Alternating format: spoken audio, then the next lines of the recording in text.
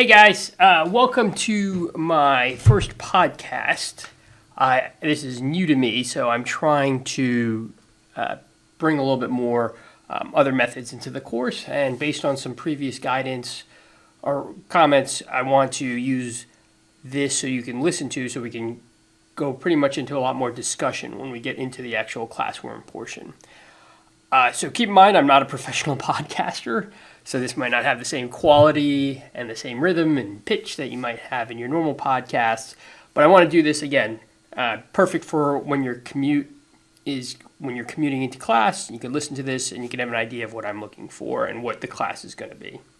So for class one, first I want to welcome you to George Washington and welcome you to the Homeland Security Program. And I'm going to cover kind of what this class is and what this class is not. Just hit the high points.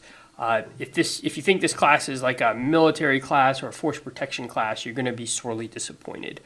This class is going to cover terrorism as a social phenomenon, and we're going to go into detail on topics like history and philosophy and psychology as well to cover the terrorism aspect from all angles. So I'm going to cover that for a bit, and then we're going to go into the syllabus review. You should all have seen the syllabus review, and I'll have a hard copy of it in class.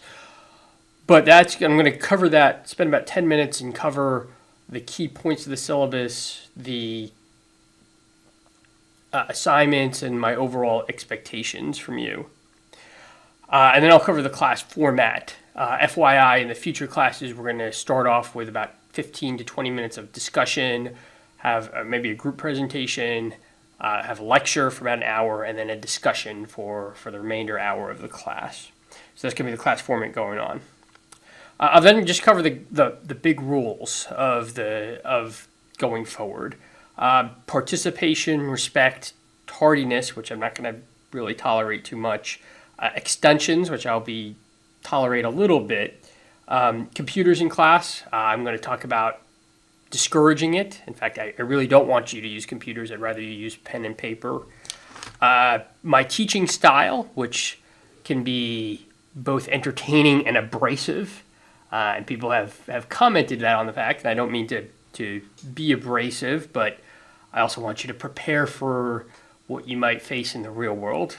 And then we'll go to the fun stuff. We'll do class introductions, and for the class introductions, be prepared to talk about your name, where you went to school, a little bit of background, current job, past jobs, what you hope to get out of the class, and most importantly, something unique about you, something that I will remember you by.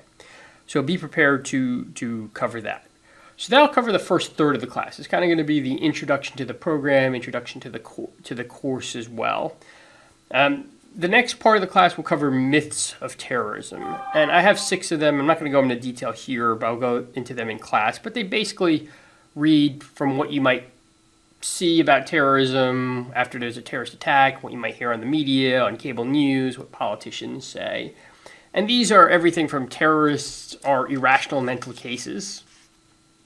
Preview, no, they're not mental cases. That terrorism is strictly confined to the Muslim world, that poverty is a cause of terrorism, and that the victims of terrorism are the targets. These are all myths that we're going to talk about that permeate our literature. The most important myth that I do want to cover is that terrorism never works. In fact, terrorism works, and it works more than it doesn't. And that's why people turn to terrorism, because it does achieve objectives. And that's the one thing I want you to be clear right from the onset. So we'll cover the myths of terrorism, and then we'll talk about the Atlantic reading, which will probably be the bulk of the course. Is terrorism an existential threat? And what I mean by an existential threat, I'm talking about things that are a threat to our democracy or threats to our way of life, where we can't go about our day-to-day lives, whether it's go to school or send our kids to school or eat out with friends. I think we all faced what might be considered an existential crisis with the coronavirus, depending on how you view it.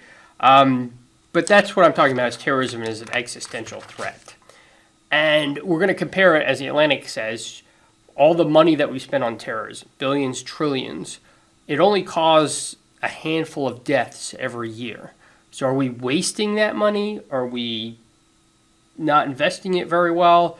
Are there other aspects of this that we need to look at? 50,000 people die by vehicular accidents. We don't spend nearly as much on that as we do terrorism.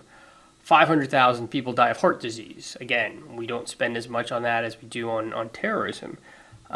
So do we spend too much? And if you're an agency director, how are you going to justify the money that we spend on your agency? And what metrics do we have for success? So those are the high points. I look forward to meeting all of you today or tomorrow, depending on when you're listening to this.